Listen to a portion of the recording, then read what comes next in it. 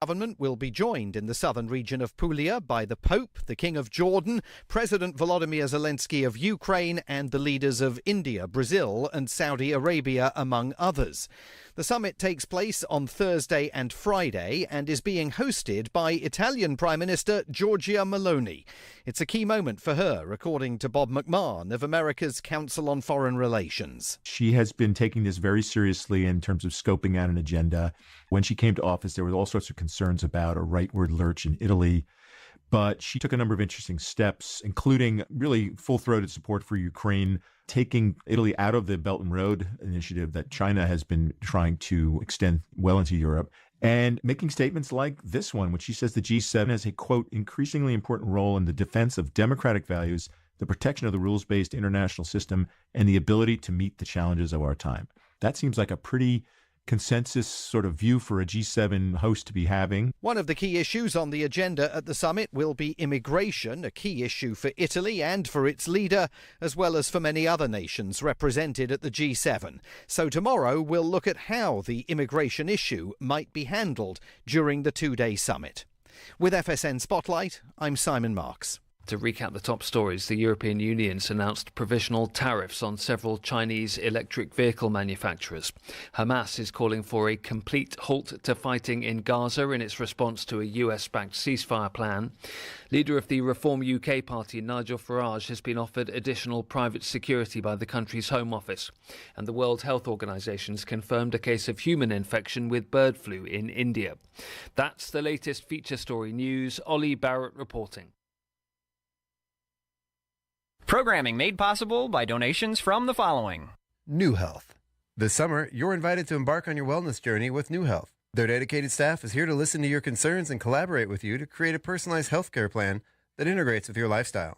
Appointments can be scheduled at 509-935-6004. Prioritizing both your health and the well-being of your loved ones, New Health is committed to bringing healthcare into communities and communities into healthcare since 1978. KCHW thanks New Health for supporting public radio in Stevens County. And by Fired Up Pizza. Fired Up Pizza, located at 206 East Main Avenue in downtown Chewelah, offers craft beverages and brick oven fired pizza, including a variety of sandwiches, salads, pasta, and homemade soups. Featuring weekly events such as bingo, karaoke, and live music. Fired Up Pizza also has space for your private event and offers both in-house and off-site catering services. Open daily at 11:30 a.m. for lunch and dinner. For more information, visit their Facebook page or contact Fired Up Pizza at 509-936-9121. Fired Up Pizza is a proud supporter of public radio in Stevens County. Your KCHW morning show made possible by a donation from God-Fearing Brothers Auto Center. God-Fearing Brothers specializes in auto services, including repair, maintenance, and detailing. They also stock a full selection of tires, make glass repairs, offer towing, and have an auto sales lot on the corner of Highway 395 and Main Street at the light. For more information, you can visit the Auto Service Center at 806 East Main in Chewelah. Find them online at godfearingbrothers.com or by phone at 509-935-6414. KCHW-FM thanks God-Fearing Brothers for supporting public radio in Stevens County. And by Chewelah Flooring. Chewelah Flooring at 214 East Clay in the 3rd Street Mall offers a wide variety of products including carpet, ceramic and porcelain tile, vinyl and laminate planks, and vinyl sheet flooring. Chewelah Flooring carries products for both commercial businesses and residential homes, including brands like National Flooring, Del Tile, Mannington, and Mohawk. They also offer blind repair. For more information, you can visit online at ChewelahFlooring.com, call 509-935-8021, or via email at ChewelahFlooring@gmail.com. This is KCHW 102.7.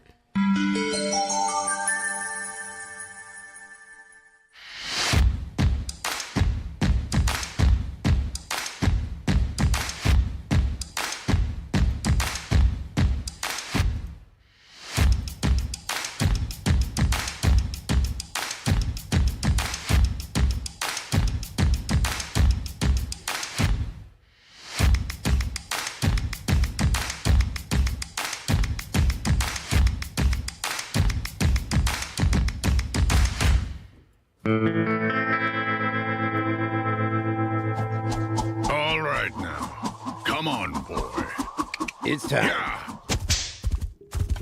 That poor horse. What's that? That poor horse. Bing, bing. Yeah. Good morning. It's your KCHW morning show. It is Wednesday. That means it's time for the Wednesday local roundup. It is myself, Chuck Ritchie, Sharon Ludwig, and Paula Randall. Good morning, everybody. Good morning. Good How morning. you doing? Well, we're both sleep deprived. Yes. Oh, yeah. Could you give me say good morning again there, Paula, for me? Good morning. Okay, just I'll make sure I had the right mic on, you know? Yeah. You never Okay. know. Yeah. All right, so before I rode my bike into work this morning, and it was a little chillier than it has been in the last week. It was There's a cool breeze out there. There is. I didn't mean I forgot to bring my coat. It's been so warm. I didn't even think about it. I just walked out the door and I was a little cold by the time I got in this morning. I bet. It's a good thing it's a short ride. I know, right? So speaking of looking at the weather, 76 degrees is going to be our high today with lots of sunshine. That is a nice day right there. In the 70s, sunshine. Yeah, that's a perfect summer day. Yeah. I like that. Yeah. I wish it could all be like that. It does look like it's going to be staying that way for a while. We're going to have 46 degrees for our low overnight with a few passing clouds. 80 degrees and partly sunny for our high tomorrow, or partly cloudy, which I guess does by default mean partly sunny for our high tomorrow. 55 for the low, 75 and 48 on Friday with partly cloudy skies. Seems like it might be a nice one for the Friday market. Oh, good. Yeah, not too hot. Yes. Maybe a Yeah. little bit of cloud cover for the market folks. Do you remember a couple years ago where it seemed like every Friday it rained? Oh, yeah. Yeah. It was, Yeah. It was really awful. I mean, really, it wasn't. You still went to the farmer's market, but I know if we ever need rain, Dedication, man. yeah. If we ever need rain, I just go to the drive-in. oh yeah. Because if I'm in the drive-in, because the kids don't like sitting in the car, they like setting up the chairs or turning the car around and popping the back up. Right. Pardon me. Or if I wash my car Every or time the it rains. dogs, it will start raining.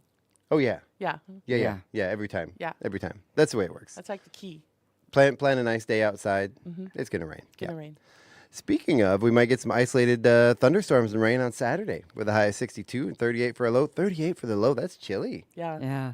Man, it's getting Yeah. cold again. One of our dogs does not like thunderstorms, and so no. he can open the gate to the basement, and he will open that gate, go downstairs, and hide in the dark in the storeroom. Oh. Yeah. We had some thunderstorms at the beginning of last week, and I had Yep. I had a dog that hid in the bathroom for the next 2 days. Yeah. Yeah, Yeah. she absolutely does not like it, and she doesn't get over it easy. Same with Yeah. the smoke alarm. Smoke alarm goes Oh. off, she's a wreck for days. Wow. We have Yeah. a rescue Ruby Roo, like Scooby-Doo Ruby Roo, and she also does not like thunderstorms, but if her boy is around, then she's okay. But if her boy is not around, then she's like, I'm scared, and she goes and hides. And it's funny because she's a gigantic, 50-pound lab. Oh, She's still growing. Wow. Yeah. Yeah. Ruby do, Roo. do labs ever stop growing? No. I don't think they do. One, They in just one direction or another. Right?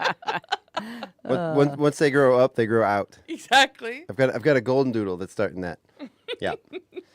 Okay, where was I? I did Rain some and thunderstorms on Oh, Saturday. Yeah, then I'm sorry to Oh. interrupt you. Oh, that's perfectly fine. Then 62 and 41 on Sunday, partly cloudy skies. Monday is going to be 67, 43, mostly cloudy again. Tuesday, 70 and 45 with partly cloudy skies. So we're looking at low 70s and cloudy skies for the next week at least. Some couple days we have highs only in the low 60s. Yeah. Yeah. It's like we're having a second spring. I'll take it. I'll take it. That take 90 that 90-degree Saturday we had was just Was wicked. that was too hot. Yeah. That was too much too soon. Yeah. And even if you're a lake person, the water hasn't got a chance to warm up. So I bet that anybody who went to the lake was dipping their toes in cold I was water. gonna say I saw some people passing me with their boats and everything, and I'm like, "Oh, honey, you probably don't want to get in that water yet." Yeah. It's only been one day. Yeah. I want to hold off a little bit. Yeah.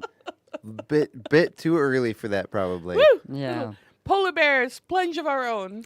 I don't- Ooh, I we grew up- should do that. Oh, we should. You should. I'm not. Not me. I'm not going to take part in that. I can organize it, and I will happily direct people. Yeah, because I I'm. Yeah. don't know if our insurance would cover something like that. Right. Yeah, that would be scary. Maybe have people write a really good ironclad waiver. Right, a release form. You Yeah. do this of your own accord and not because we encouraged you to do it here at the radio station. We do at KCHW. We do not condone this behavior. Well, do you remember? But here's the opportunity. Do you remember growing up and summer started the 1st of June because our school got out the end of May? Mm-hmm. But summer really doesn't start until the 21st of June. Yeah. Yeah. And so, but we thought it was started, but I grew up in Quincy in the middle of the state and it was hot by then. So, Do you know what I recently learned, speaking of summer? There's meteorological summer, and then there is astrological summer. So meteorological summer has already started. Yeah.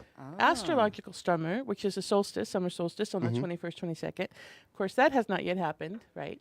But yeah, so we are technically in meteorological summer. And somebody's going to call in and be like, can you please make sure she's saying that properly? So I think I'm saying it right, but yeah. well, so far we only have Gino's watching us. So, Hi, Gino. Oh, hi, Gino. Hi, Gino.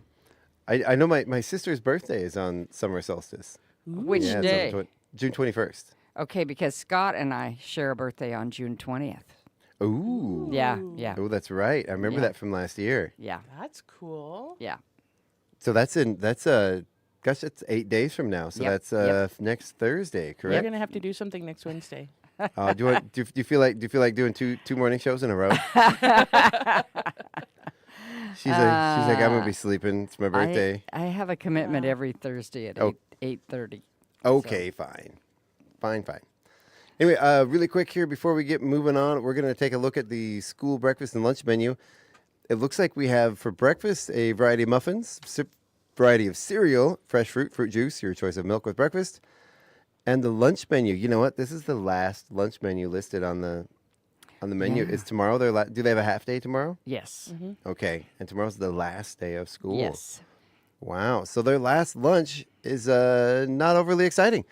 It's a it's a turkey sub or a turkey sub or a turkey ham sub with sun chips, a variety of fresh veggies, fresh fruit. That tripped me up both times on this one. The fresh fruit, your choice of milk, and chocolate teddy grams. Well, and when I used to work at the school, once in a while I'd get lunch, and you'd think the sub would be like a sub that you get somewhere else, and they're pretty bare. Yeah. Thick bread and little meat. Yeah. Yeah, like one little slice of meat. You probably get a packet of mustard on the side. Right? Yeah. Yeah. Yeah. I can imagine. I don't know. It doesn't sound too bad. We appreciate you, lunch people. Thank you for putting it together for us. Yes, we do. Yeah. Yes, we do. And speaking of the Tasty program, they had a fundraiser last week at the brewery.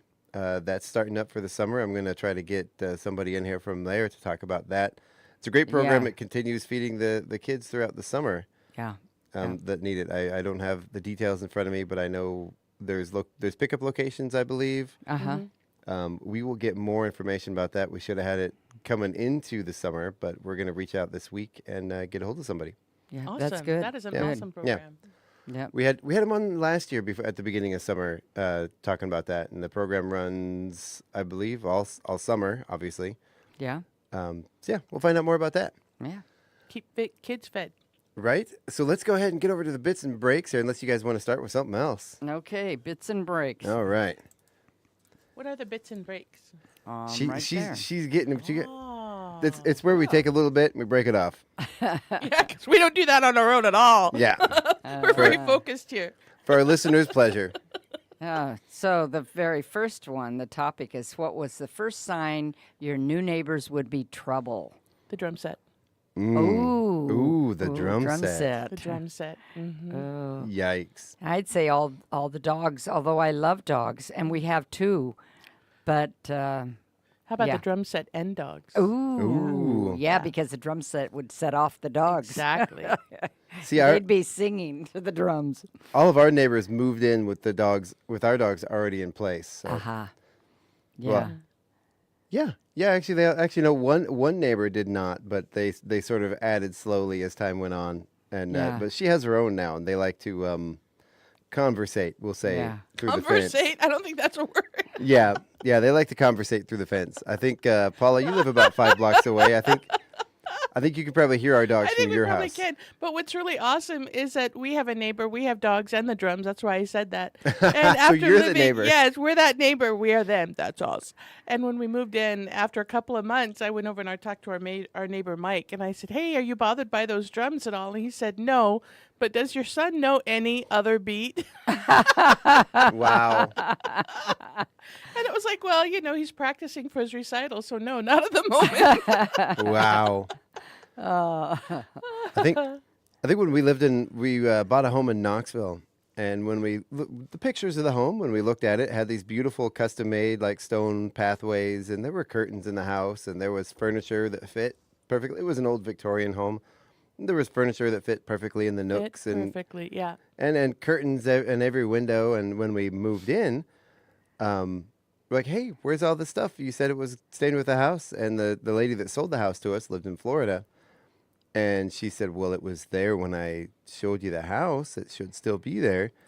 We're like, "Nope, it's not all there." And then a couple months later, you kind of just cleaning up the yard, peeking through the cracks of the neighbor's fence, and there's all the stuff, curtains rotting in the yard, all the furniture, Oh, no. all the walkways. Oh, no. The neighbors, they had given the neighbors the key to the house to clean and stuff. And once she left, before we moved in, they just cleaned everything out, and they didn't even use it. They were Just left hoarders. it. Yeah. And they just threw it all in the backyard and never used it.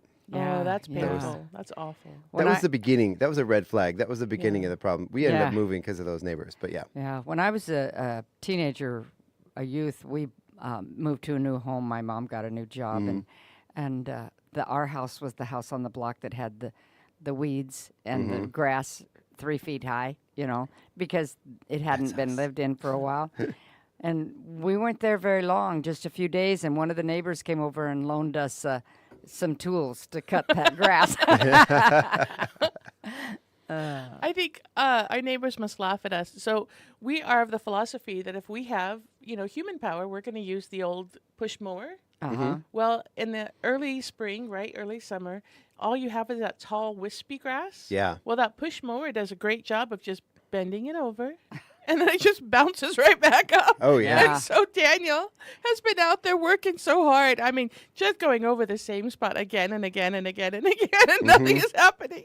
So we finally ordered our lawnmower from Ace. It will be here later this week. Thank you, Ace. Nice. And he's going to actually go out. We had to bite the bullet and buy a real lawnmower because, the push mower for the Chihuahua grasses is just not cutting it. Was it one of those old rotary mowers? Yeah, the idea being that we have a teenager too, right? So we should put the teenager to work. Oh, yeah. Yeah. He can mow with the... Right? Yeah, it doesn't work. It's so funny because it's just such an effort and futility because he keeps going over. I'm like, oh, babe, just stop, honey. Wow. It's okay. So I know our neighbors will be so happy to hear that, that characteristic roar of the lawnmower coming to life when we finally will cut our grass. Yeah. Nice. One of the tools they loaned us was this do you call it a scythe? Yeah. And us kids had a lot of fun with that, Oh, yeah, go doing out it by there. hand. Yeah, it was kind of dangerous if anybody got near you. Oh, yeah. But it was fun. That's actually, I've seen a whole thing about the scything. That's an art form, and they have competitions. Oh, really? Yes, I've seen those, yes. Yeah, it's incredible how much land people that are really good with those things. I would imagine you have to really be in good shape. Right. But there's to do what these people do. old ladies, 80, 90 years old, who are out there with the scythe going, and they're cutting that 3-foot high grass. It's amazing. Oh yeah, they could do my yard that takes me hours with power tools in 20 minutes by hand. Well, there's this. We need a scythe. We need a scythe, Chuck. Yeah, I do. Maybe and that's they my need to problem. be super sharp, and we need to make sure that there's no small animals in the way, because that would be bad. Yeah. I know my backyard right now. There's any number of critters could be hiding back there, and you'd never see them. Oh, one of my neighbors and I went over and helped. We have an elderly man across the street. I am elderly too, but he's more elderly than I am, and he's more elderly. Yeah. So I mowed and the other neighbor, weed eated, and I came across a snake, and then, and then in the driveway there was another one, and Fred tried to pick it up, and it just scooted off. But it's like, oh my gosh, that's too close to my house. I'm deathly afraid of snakes. Well, so we had the convening here, and actually I told them what Shuila, right? Small spotted snake. And that was their question. Was it a small spotted snake? Snake? Now I can't speak. Snake. Right? Small spotted? Snake. Snake. Did you see? Is that what they were? Were they Shuila snakes? Oh, I don't know. I thought it was the water that snaked around. We'll need to have Gino tell us what Chihuila means. I know. We found a couple like garter snakes around here, and I think snakes. Yeah. I think one time we found aren't there the hognose snakes? There was one in my yard once that was larger, and it had that big flat nose on it. I only saw it for a second, so I really had a hard time. It definitely wasn't a rattlesnake, and I know we occasionally get rattlesnakes around here, but they're rare. Yeah, when we first started taking care of our property and bought it, I ran across a couple snakes, and I was able to pick them up, not in my hand, but with a stick, and put them in a 5-gallon bucket, and I walked them across the road to a neighbor's house. No, this vacant property that was across Lincoln Street, and I told them all the way, you do not belong in my property. You do not belong in my property. And after 2 of them had been moved, I've never seen any. But somebody's building a nice house up there, and I told them, I said, you probably have snakes. I put them there years ago. My impression of Sharon has just gone up. She's a snake mover. Good. You were so awesome. Again, our house in Knoxville, I was doing some landscaping once, and there were these little itty bitty tiny snakes in this little garden area, the little rocked in area around a tree. And so I decided to go ahead and pick one up and show it to the kids. You know, a little bitty thing, not much bigger than a pencil. Yeah. I showed it to the kids, and then I went back out and I put it back down. It was a little cute little thing, had this little yellow tip of a tail, and then I decided to go and decide, I wonder what kind of snake that was. No, it was a baby cottonmouth. Oh my goodness! No. Yeah. Oh. Yeah, and the babies apparently are worse. Not that they're more venomous, but they don't know how to control their venom, so they will inject it all in one go, whereas the adults will withhold some and only inject a little bit. Wow. So, yeah, and there were like 4 or 5 of them. It was a whole clutch of these baby cottonmouth snakes in my yard.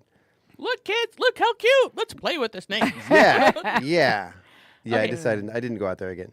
Since we are on snake stories, I have one snake story that I'll be really fast. Okay. I was in Houston, and I had this house, and I had puppies. And I had kept them inside the house because it's so hot in Houston, right? So I finally decided they're old enough, they're big enough. I'm going to put them outside on the patio with their kennel, with the water. There's shade, but they'll be out in the yard, and they won't have to be like stuck in the kennel. So I put them out in the yard. I put them out. I think they're good. I go to work. Everybody at work says, "Oh, your puppies are outside. Oh, the snakes are going to eat your puppies. Oh no, the snakes are going to eat your puppies." I was in Houston. Yeah. Of course, I'm terrified. They do that. Right? And I can't leave because I'm teaching. And so I get somebody to run to my house and rescue my puppies and put them back in the house. And everybody laughed at me. They said, "Oh my God, we were joking. Your puppies were fine." I'm like, "Oh, you people. I have a new neuroses because of you." Aw. Right? Okay. At our house, it's the owl we have to worry about. We have about a 2-foot tall great horned owl that lives in one of our trees in our yard, and more than once we have 2 of our dogs are small, and more than once it has gone after the dogs. Oh my gosh! And it's one time I don't know what happened, but when the dogs came in with her tail tucked between her legs, she refused to go outside for about another 2 weeks.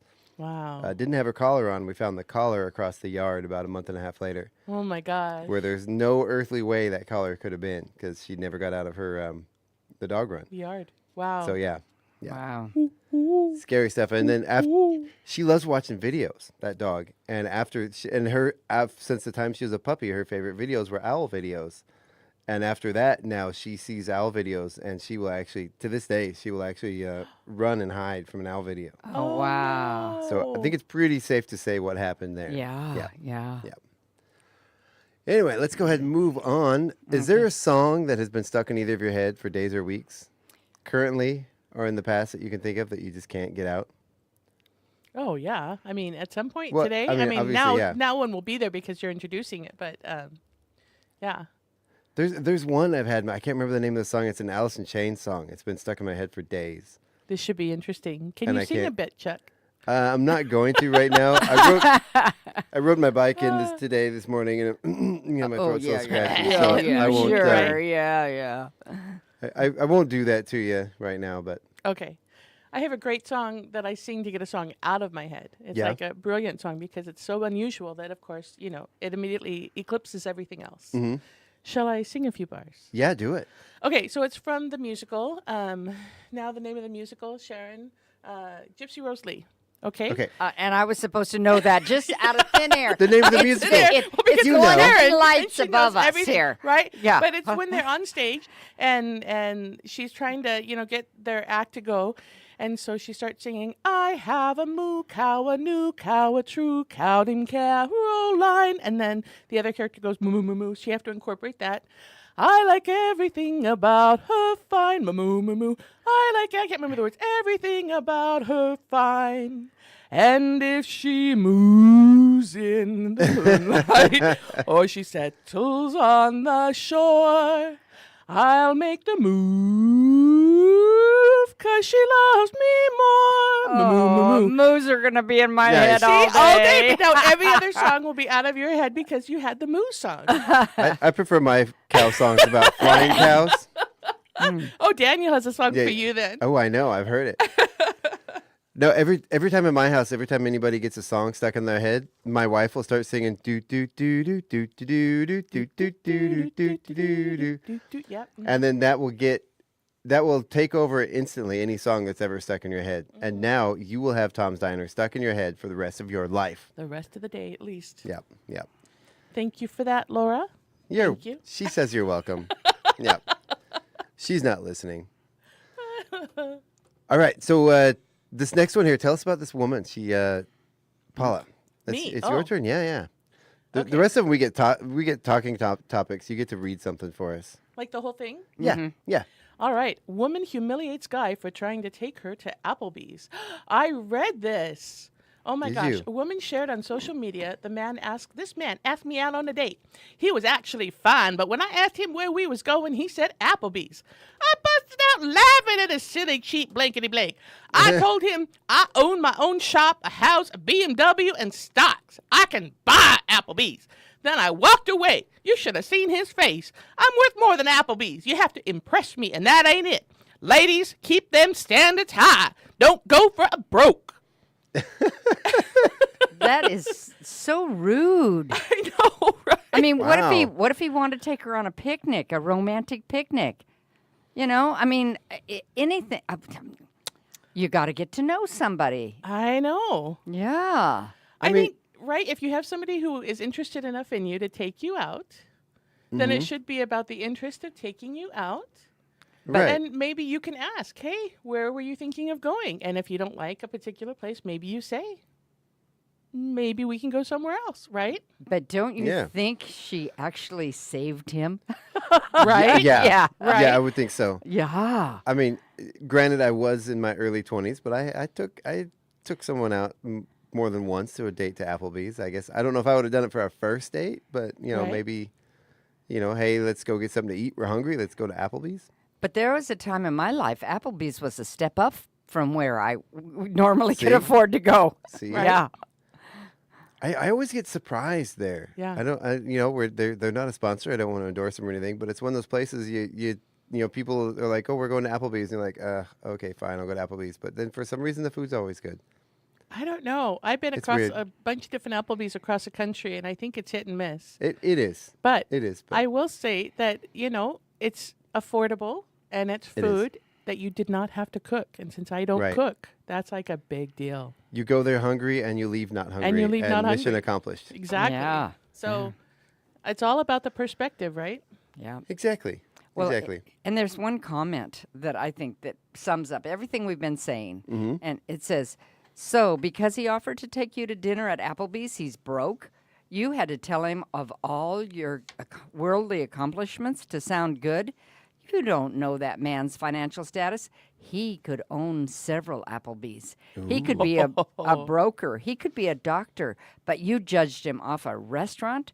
I'm sure if I saw his face, he would be laughing because he just dodged a bullet. That's what you were just saying. Yeah. You own all of those things, but you still don't have a man. It's not because your standards are high. It's because you ain't nothing. You have to get the accent in there. You ain't nothing. Look at Sharon throwing shade. I know. I right? like it. I love it. I love it. It's so very unusual for Sharon. I know, right? Wow. What if his son or daughter works there and he wanted his date to meet his Or wanted his son or daughter to see his date and give him their feedback. Yeah. Or see how she reacts to the offer to take him to Applebee's and again, like you said, dodged a bullet. Yeah. Dodged a bullet. Yep. Wow. Okay, so here's a couple things. There used to be a website called The Two Things. Glenn Whitman started after a chat with a guy in a bar. The guy asked Glenn what Glenn did, and Glenn told him he was an economist. And the guy said, so what are the two things about economics? And Glenn would pose the two things about economics to someone who knew things he didn't. So here are some two things. Oh my gosh, there's a bunch of them here. Okay, so two things about parenting. This is real. Yeah, absolutely. There's no such thing as too much affection, and it's not so much what you say as it is what you do. So I think we should qualify there's no such thing as too much affection, because like I immediately was like, oh yeah, I agree with that. And then I was reflecting on some parents I know who, the second their kid falls down and has oh no, little Joey, oh, are you okay? And it's like so overdone. Oh no, quick, call the ambulance. He's got a scratch on the knee. Or, oh no, that. I think that might be too much affection. Rub some dirt on it, kid. Seriously, when I was a kid, okay, I'm not kidding. My dad, if you're listening, you're going to crack up over this, because I remember playing Cowboys and Indians. Yes, that's terrible. That's how old I am, right? And I fell and I got a scratch. And he said, suck it up, kid. You're in the Wild West. And Nebraska is a Wild West. So, yeah, that was dirt. Dirt and spit. Well, and I can remember people in my age when I had babies would say, if you hold them all the time, you're going to spoil them. Well, you know what spoiling is? It's that rotten bowl in the back of the refrigerator that's growing mold. Your kids don't turn out that way if you're holding those babies. No, hold those babies. Hold the babies. Hold those babies. Hold That's right. the babies. Yeah, that was the thing, wasn't it? They say if your baby's crying, don't pick it up. Let them. I don't. Even when my kids were little, we tried the cry it out thing, and we just couldn't. No. Babies are crying for a reason. Pick them up. Yep. Take care of them. Sometimes that is just to hold them. Yes. I know one person told me when my kids were little, oh, your baby is already manipulating you. Look, you're responding and they're learning how to manipulate you. And I was just like, dude, what is your psychosis? It's just a baby. They are not thinking manipulation at this point. No. You're teaching your children that when they need you, you'll be there for them. That's right. Yeah. That's right. As an adult, if I'm crying, I want my husband to comfort me. Now, if a baby's crying, I want to be able to comfort him, Or if I'm sad, I want my friend to ask me, what's the problem? I want that response, and the babies need the same.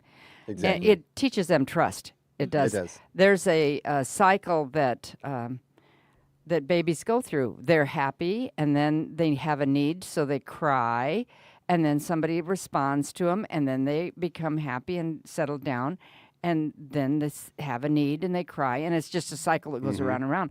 If you don't respond, they shut down. Yeah, they learn their needs will not be met. That's right. Yep. That's right. Yep. Yeah. And that's where goth kids come from. I was going to say, we know what's wrong with all of us because maybe our parents tried to try it out, right? Cry it out. I was kidding about the goth kids. I've known some really great goth people. There's nothing wrong with that. I love you, my goth friends.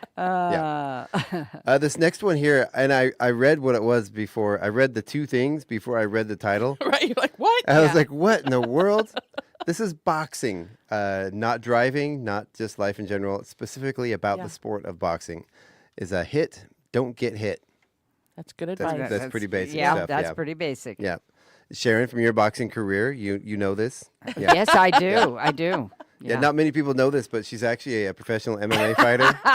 No way. No. Oh, yeah. Okay, see, I have not known Sharon long, so I'd be like, whoa, really? No. Two things about medicine. This is pretty good advice. Do no harm. I think that's in their oath, isn't it? Yeah. The Hippocratic Oath. And to do any good, you must risk doing harm. Yeah. Oh, wow. Those Okay. are like almost contradictory, aren't they? That last one, that's almost, or both of those are pretty much good life advice in general. Yeah. Yeah. If you're going to Yeah. do something big, you're going to have to take a risk. Yeah. I think. Yeah. We're All getting right. deep now. And Coffee is settling. right, and the one about boxing, for a second, my first thought went to driving because I'm just now realizing I did see the word driving. That's what made me think about it. Similar advice: don't hit anything, and don't let anything hit you. I guess kind of the opposite advice. Yeah. That's probably better than hit and don't get hit for driving. Yeah. Last one here. Ooh, this is important for us theater, here. Two yes. things about theater: don't forget your lines, and don't run into the furniture on the set. Yep. You know, one time I was, back when I could remember, I kind of had an almost lead, and the two of us played two older people, George Eberth and I, and usually we did just fine. And one time I forgot a line, and we went around and around. Eventually, we got all the lines in that we were supposed to get, but they weren't in the right order, and it was just just that we had just the two of us, and nobody in the audience knew. And George would say, "Well, that's why we don't give them a script." Bud, make it up as you go along. Bud was telling me the other day some of the like we were talking about before the show started here. Some of the earlier days of the theater here in Chewelah, doing it, Park Avenue Players in the back of the I said the name of the building over there, but now I can't remember the on Park Avenue. the VFW. VFW. Coming back in the back with a box of wine and no script and just kind of getting up like on an outline. kind of getting up on stage and making stuff up. And there was a script if nobody really learned it, and they were just kind of. In the early days, the director would bring wine to the performances, boxes of wine to loosen everyone up. Yeah, and she Boxes also of wine. It was high class. I couldn't even imagine. Yeah, exactly. And I don't drink, so I didn't have any of that. But she also only had practices usually once a week on Sunday afternoons, and she had a script, and we would follow the script. But then when the performance came, there would be people that would try to surprise you and put in extra stuff. And for those who really go by scripts, it was a difficult thing. But they were pretty funny shows. But yeah. I couldn't imagine being. I don't know if I ever do anything on stage, I have to be 100%. Oh yeah. Sober. I couldn't imagine drinking or whatever else and getting up on stage and being able to no, thank you. Yeah, I think you just end up not caring. Yeah. Maybe. Because the alcohol just removes your.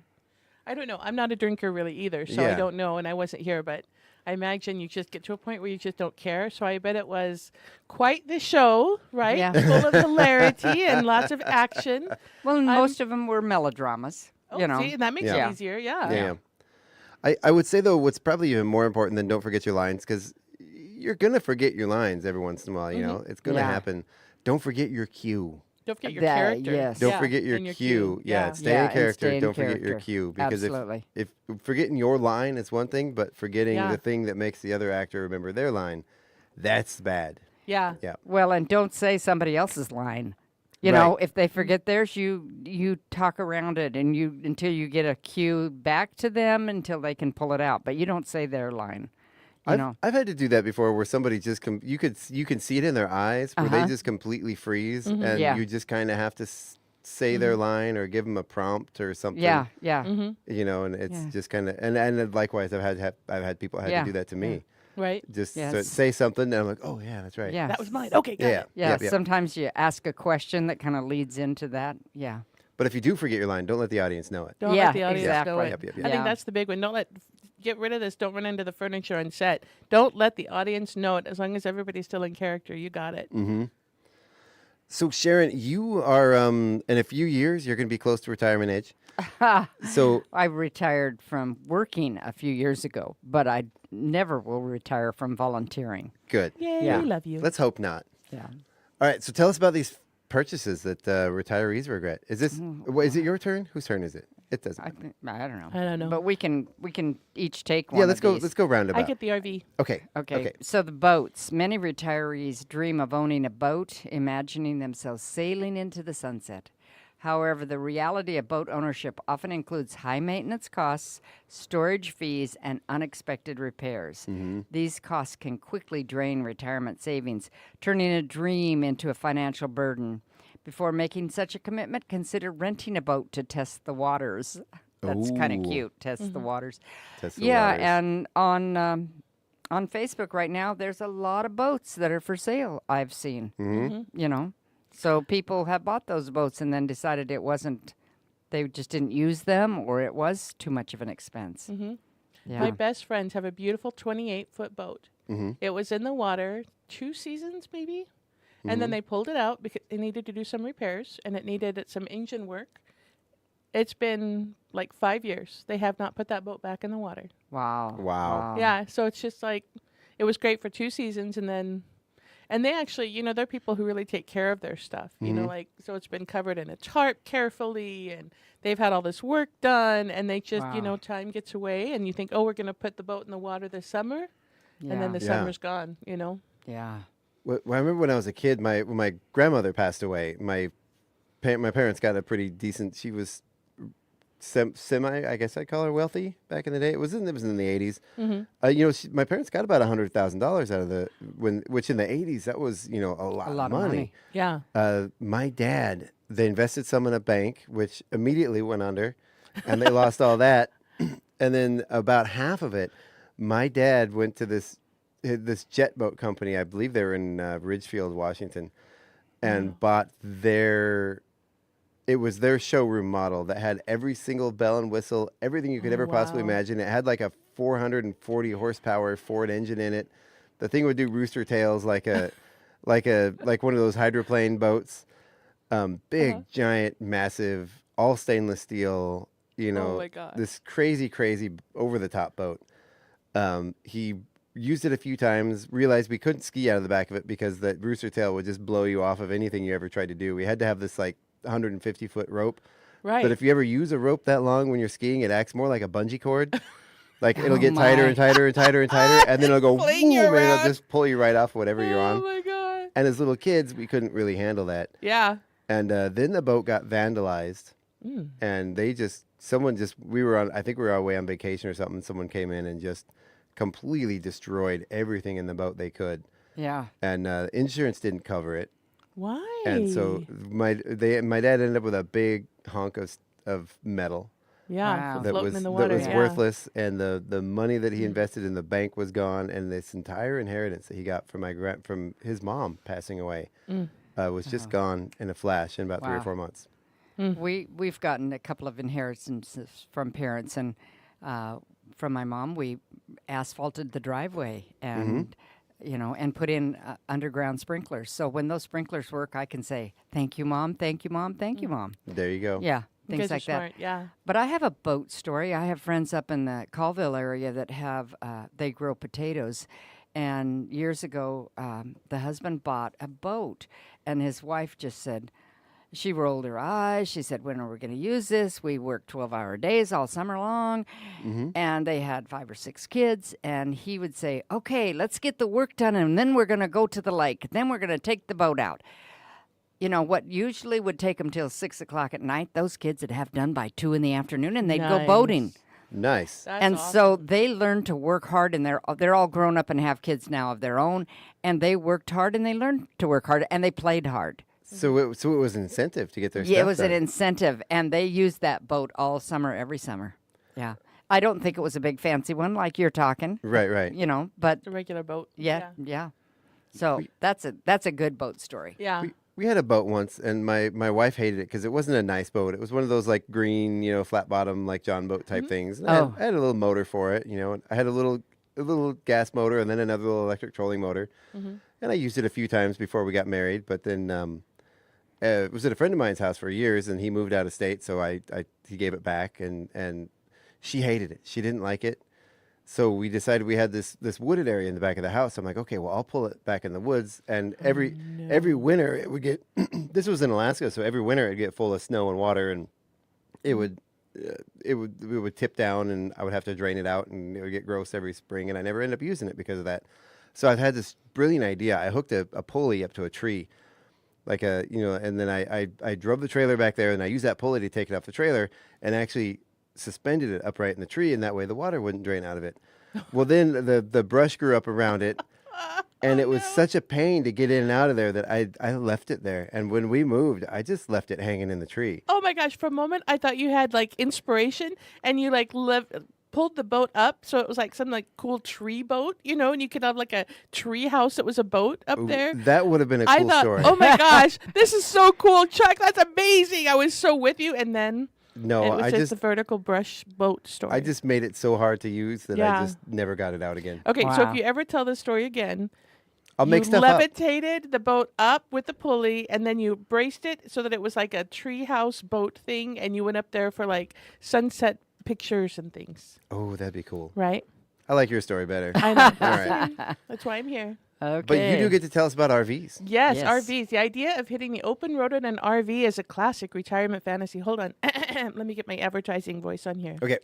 While RVs offer the comfort of home and the promise of adventure, they come with significant downsides. Maintenance, storage, and fuel costs can add up, and the reality of constant driving and upkeep can be exhausting. Renting an RV for a few trips before buying one might say, have you noticed a common theme here, renting before purchasing? We had an RV, as you know, which is why I wanted this story, and we lived in an RV for 4 years. Wow. My family had a very unique name for RV. They called it the blankety blanking rig. That's how they saw it, right? It didn't matter what maintenance we did on that rig. It did not matter. The second we hit the road, something happened. It needs more. Something happened. One time, our drivetrain literally flew out from underneath the rig. Oh, my goodness. Wow. One time, exciting stuff. One time, a part of the roof fell off and flew out in Oklahoma, flying on the road. Oh, no. That was exciting. And, of course, my husband couldn't hear. He and Xander were in the rig, and they kept driving, and I was following them in the other car.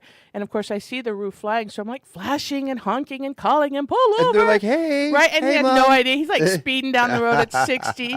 And we had done a roof repair, and Daniel used that tar stuff to seat the roof, and it was so hot in Oklahoma that it melted it. So it literally lifted up the patch. Wow. And so I'm out in the grass, the tall grass, probably with all the snakes on the side of the road in Oklahoma, trying to pick up this white, roof piece covered in that black tar. And I'm just cursing, like, God, Blake. And of course, I didn't know where he was. We had the transmission fail. We had, oh my gosh, we had, it didn't matter. Something would happen. But we had great times in that rig. And every single time something failed, we were always someplace where we were okay. Yeah. So, like, when the Good. drivetrain flew out of the rig, outside of Phoenix, heading towards the Grand Canyon, shockingly, nobody was on the interstate. Oh, wow. Yeah, so that 6-foot-long round drivetrain flew out. It didn't hit anybody. And good. right behind us was a state, the cleaning trucks that come and pick up debris off the highway. So that thing was gone. And then Daniel was able to pull the rig over, and we were right at a base of a on-ramp or off-ramp, and we were 5 miles from a custom drivetrain shop. Oh, wow. Yeah, I mean, how does that happen? And then when the transmission blew, we were outside of Junction City, Oregon, and they have a wonderful RV shop that does custom transmission repairs. Nice. So once we were able to get towed to their shop, they let us stay in the RV on their property and then they did the work, and we just walked around during the day. One time the rig, something was wrong and we couldn't turn it off. We weren't sure we'd be able to turn it back on. And we drove around, and we were trying to find a place in Texas outside of Ozarka, Texas. And all of the camps were full because of the oil industry. Yep. So Daniel stops on the side of the road, not turning the rig off at like Bob's Barbecue. And he went in there and said, hey, does anybody know where we can stop and park the rig? This guy said, yeah, my buddy just has a spot. He has 4 RV spots. He just doesn't do anything with them. Let me go take you over there. Shut down his barbecue shop, drove us over there. And it was an overground lot, but he had power and water, and we could park there and turn off the rig. A lot of those tiny little Texas towns, salt of the earth people there, they'll do that kind of stuff for you. Yeah. Good stuff. just awesome. So, RVs, I just say you've got to have a sense of adventure. Oh, yeah. And Well, as long as you have a yeah. sense of adventure, then whatever happens, you're going to be okay. We've Yep. had a couple of them, and right now we have a newer one. We bought it new a couple years ago, but this fuel costs. Yeah, yesterday I filled it up. It had a quarter of a tank of gas already in it, but I spent $150 filling it. Yeah.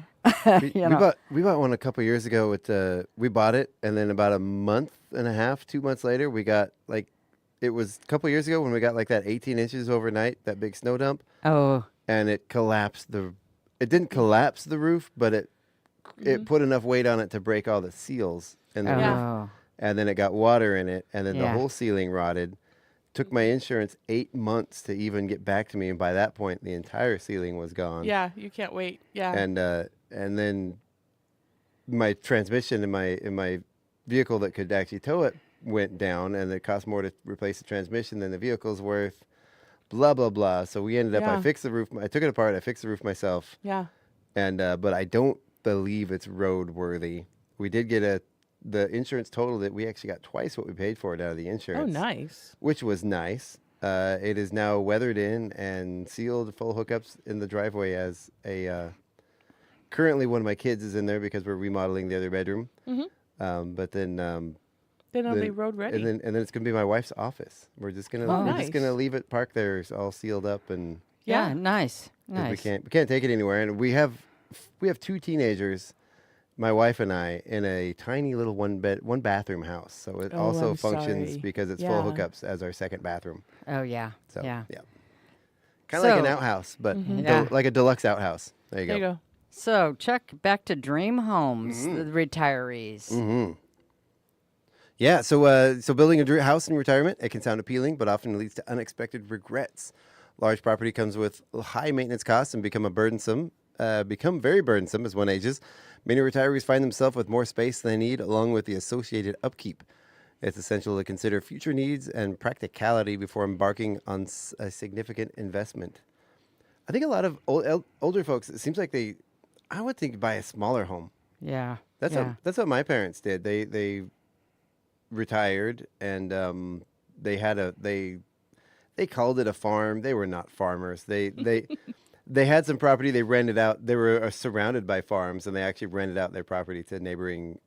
Someone had horses, and someone else had cattle, and they actually just rented out their property Oh, neat. to someone else. Yeah. My dad ended up, because he's an animal guy, he ended up just all the neighbors' cows were his pets. Yeah. He'd go out there and feed them every day and scratch them and wrestle with them. And but yeah, so they moved, and it was a lot of upkeep. He had to have his big tractor and do a bunch of stuff, and the cows and the horses were always stepping and breaking the water lines, and so they bought a smaller home and moved into the city, and we're in one of these neighborhoods with like codes and kids and people that actually took care of, like, as part of the HOA fees, there's somebody that takes care of the yards. Yeah. Which I think is about the only way I would ever pay an HOA fee if it came with yard maintenance. So that's yeah. kind Yeah, of but it has to be their way.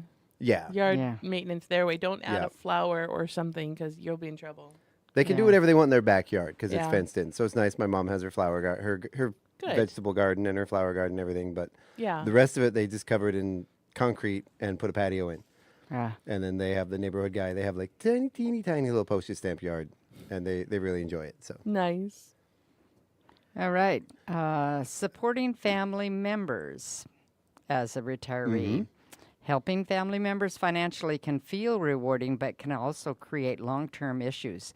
Retirees often regret creating financial dependency in their children or grandchildren. This generosity can strain their retirement funds, leaving them vulnerable. It's important to find a balance between supporting loved ones and maintaining financial independence. Yeah.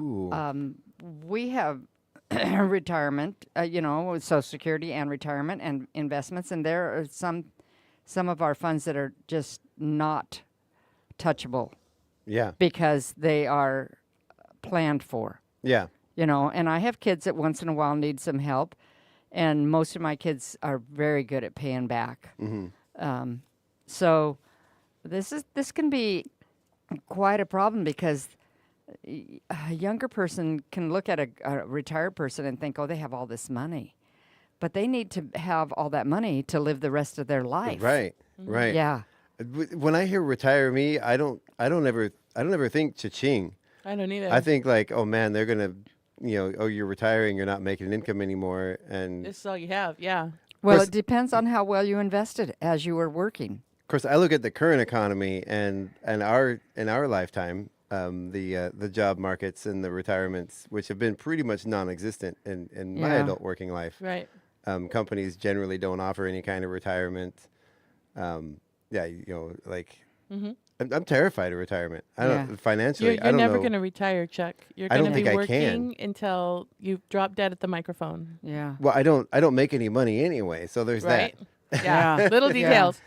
Well, The thought of making even less than I currently make is terrifying. yeah. There are people in the education field that I would sit in the teacher's room. I worked in the office at the school, and I'd listen to teachers complain sometimes about how little they make. And I would think, you have no idea how lucky you are.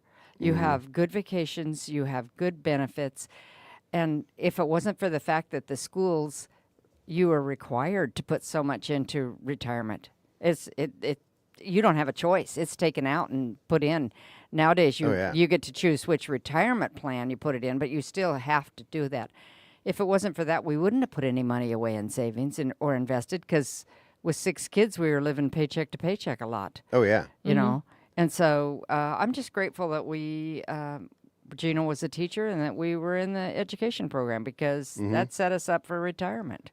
I think it's interesting also perspective from 20 years ago, even 40 years ago, 60 years ago, right? The cost of things was very, very different than it is now. And we have to recognize that for our young people going out into the world, the cost of a house, if you have a kid, oh my gosh, your daycare is going to be more expensive than your rent. Yeah. So you have to make 3 times the amount of your rent to be able to get into an apartment or a home. And now you have to be able to pay that same amount or more for daycare for one kid, right? Especially infants. And then you have the rising food costs, right? Food costs have gone up over 500% in the last 20 years. Yep. More than that now, right? Yeah. Our electricity and utility bills are skyrocketing. So I don't think that necessarily our young people don't want to work. I think we need to acknowledge that things are definitely harder. One job will not usually pay for everything. I don't think it's they don't want to work; it's they don't see the point.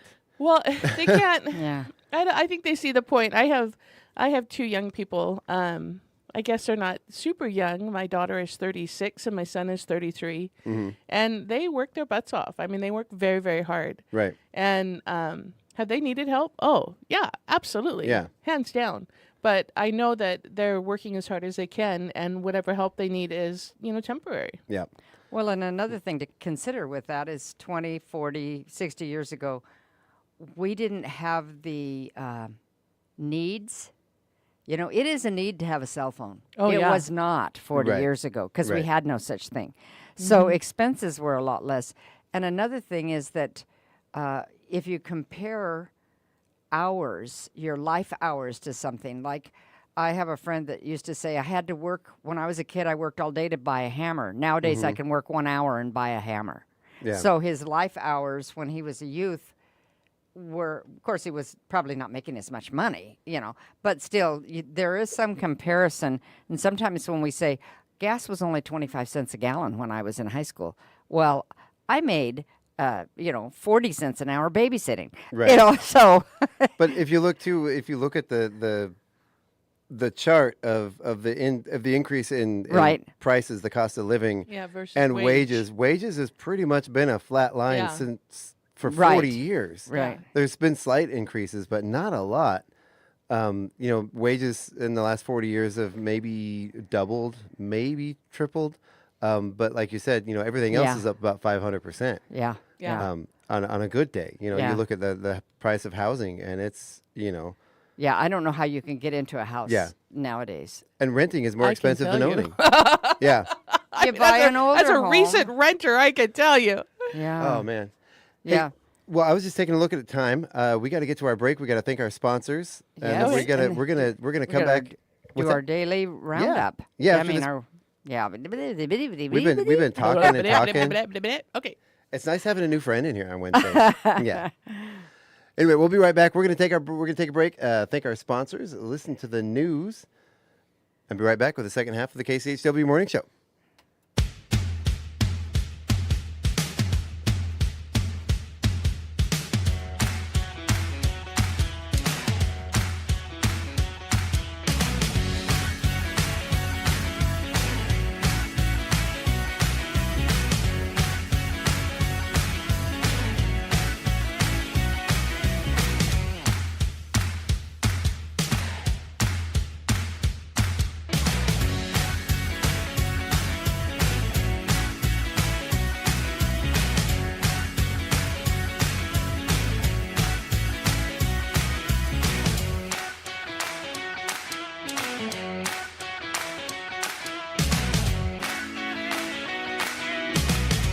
It's 8:22.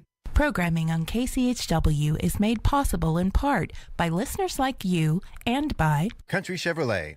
Country Chevrolet, located at 880 South Main Street in Colville, is a full-service Chevrolet dealership, offering a wide range of new and pre-owned vehicles with at-home mobile test drive service available. In addition, Country Chevrolet also offers maintenance and service, vehicle rentals, and full auto detailing. More information is available at countrychevy.com or by calling 509-684-8400. KCHW would like to thank Country Chevrolet for supporting public radio in Stevens County. And by Chihuahua Flooring. Chihuahua Flooring at 214 East Clay in the 3rd Street Mall offers a wide variety of products including carpet, ceramic and porcelain tile, vinyl and laminate planks, and vinyl sheet flooring. Chihuahua Flooring carries products for both commercial businesses and residential homes, including brands like National Flooring, Dell Tile, Mannington, and Mohawk. They also offer blind repair. For more information, you can visit online at chihuahuaflooring.com, call 509-935-8021, or via email at chihuahuaflooring@gmail.com. This is KCHW 102.7.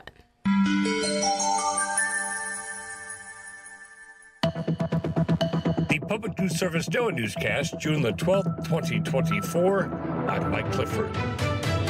First to New Hampshire, a state that ranks first in the nation for overall child well-being, but trauma and pandemic-related learning loss continue to impact students. That's according to a new report. The latest Kids Count data book from the Annie E. Casey Foundation gives the Granite State high marks for health and economic well-being, but more than 1 in 3 children have suffered an adverse experience, like witnessing domestic violence or parents serving time in jail. Rebecca Wojtkowski with the nonprofit New Futures says even unstable housing reveals itself in students' academic performance. There are trends that we need to be directing our communities and lawmakers to be aware of and continue to redirect resources to ensure that children have what they need in New Hampshire. Wojtkowski says the state has more than $300 million in unspent federal pandemic funding, which could provide greater access to low or no-cost meals, in-person tutoring, and mental health services. I'm Catherine Carley reporting. Research shows that students who don't advance beyond lower levels of math may be 50% more likely to be unemployed after high school. And a federal judge has called Florida policies restricting gender-affirming care for minors and adults unconstitutional, blocking the state's policies from being enforced. That from NBC News. They quote the judge, Robert L. Hinkle, as saying, transgender opponents are, of course, free to hold their beliefs, but they are not free to discriminate against transgender individuals just for being transgender. That in a 105-page decision. Hinkle wrote that bans on puberty blockers and hormone therapy for minors, even when they're medically appropriate, is unconstitutional. Next, a lawsuit is challenging the U.S. Army Corps of Engineers' decision not to acquire a permit for the construction of a new refinery on the Columbia River. Our Eric Tegedoff explains. Next, Renewable Fuels has proposed a refinery for renewable diesel in a rail yard in Port Westward, near Clatskanie, Oregon.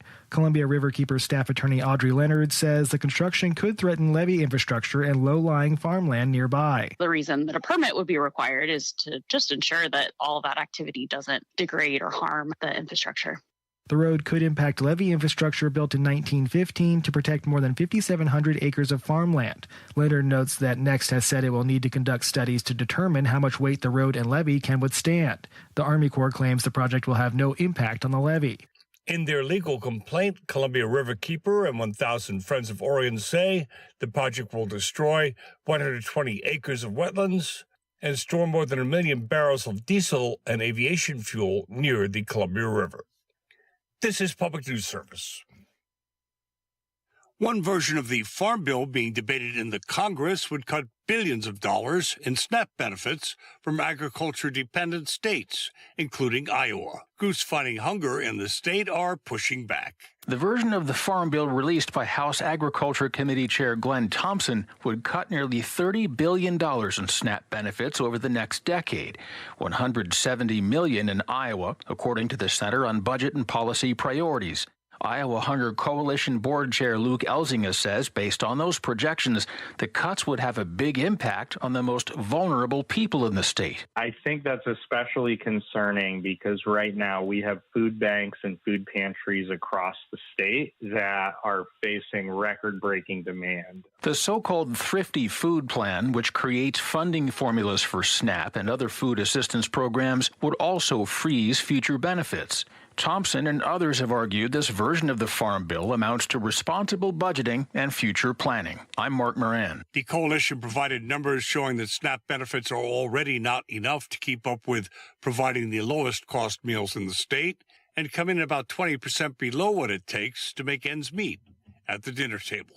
Meantime, Colorado lost ground, dropping from 15 to 17 overall in this year's Kids Count data book published by the NEKC Foundation. Madeline Ashore with the Colorado Children's Campaign says before the pandemic, just 16% of Colorado students were chronically absent from school, but that rate jumped to 30% by 2022. She says that's a lot different from Ferris Bueller days when 2 absences meant a visit to the principal's office. They're missing 10% or more of the academic school year. Missing that amount of school has really serious long-term effects on learning, especially in the younger grades. I'm Eric Galatis. Finally, Faris Siddiqui lets us know federal student loan interest rates have surged to their highest levels in over a decade, posing another challenge to students and families navigating paying for college. We get this perspective from Missouri. The delays in the FAFSA application process are adding to the stress, leaving parents and students scrambling to find the best way to cover the rising costs of college. According to Brian Walsh at the personal finance company SoFi, it's essential for Missourians to make informed decisions about their loans and overall financial planning for higher ed. The most important thing is to review your financial aid package, build out a budget to figure out exactly what you're going to be spending across all different areas and know where to cut, and then really weigh all your different options before deciding school. One important decision is whether to take out loans in a parent's name or in the student's name with the parent co-signing. This is Mike Clifford for Public News Service, member and listener supported. Here are some radio stations, big and small, your favorite podcast platform. Find our trust indicators at publicnewsservice.org. KCHW 102.7. We make it so easy to listen to Northern Lights Public Radio. Of course, in your car. Online through our websites at kchw.org or northernlightspublicradio.com. We're on your smartphone, too. Use the Radio Deck or TuneIn app. And now we're even on Amazon. If you've got the new Amazon Echo with the Alexa app, just say, "Alexa, play KCHW," and boom, you're there. We're mixing it up. Old school radio or new modern technology. It's always KCHW 102.7.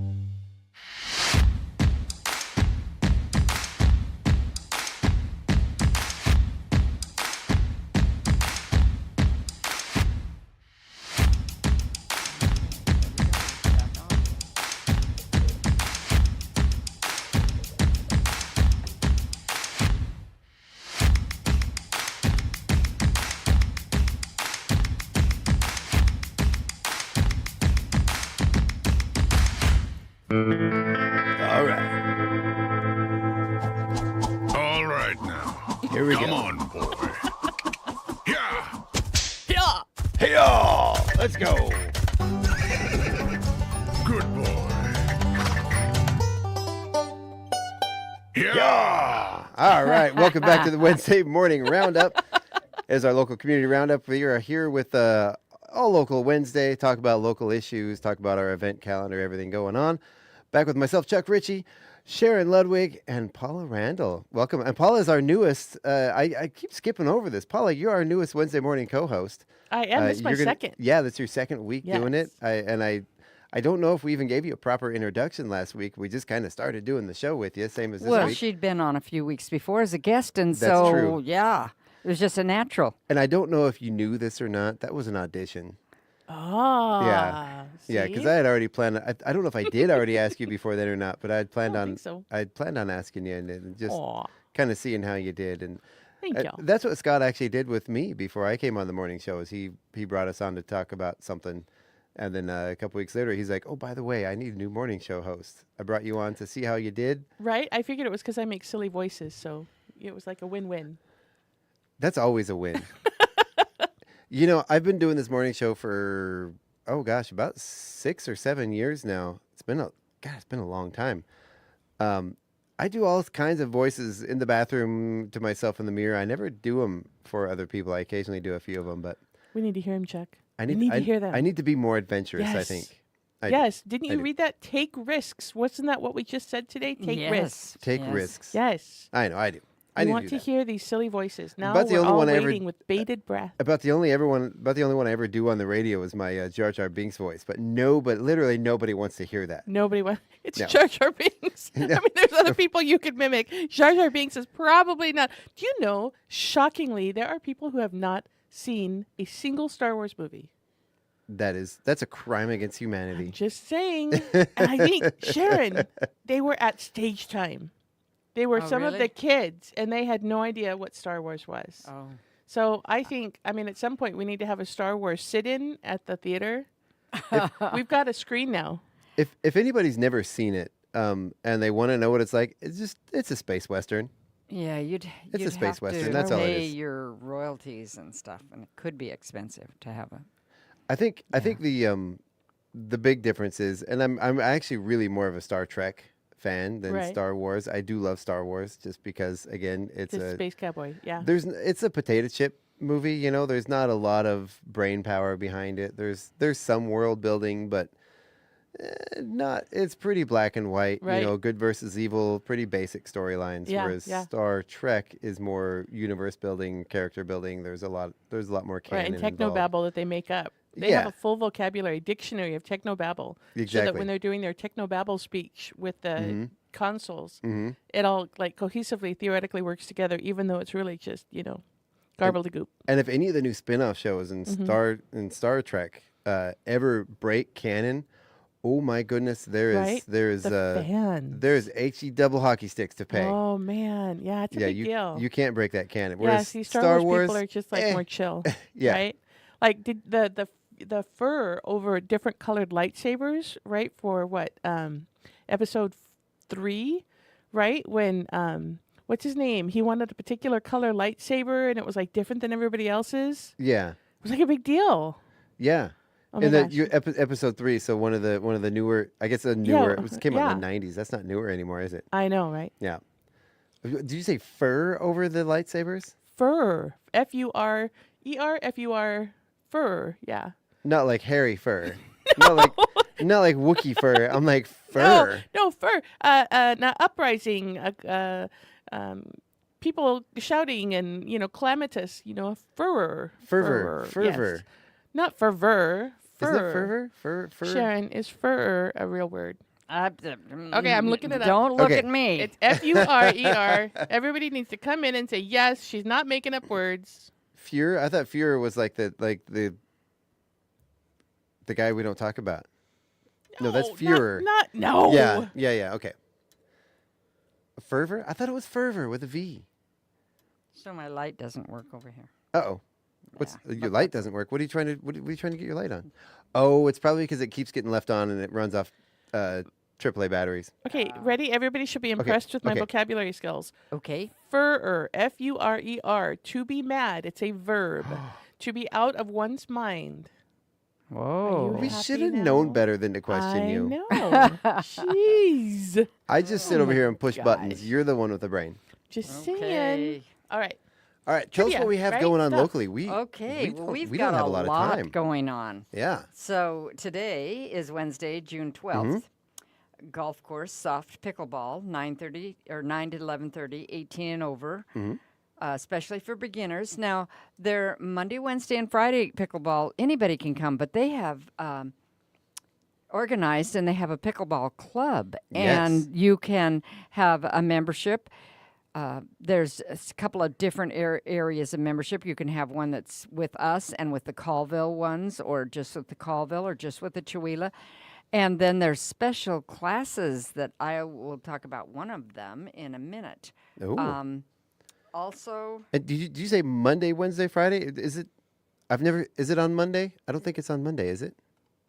yeah, I think it is.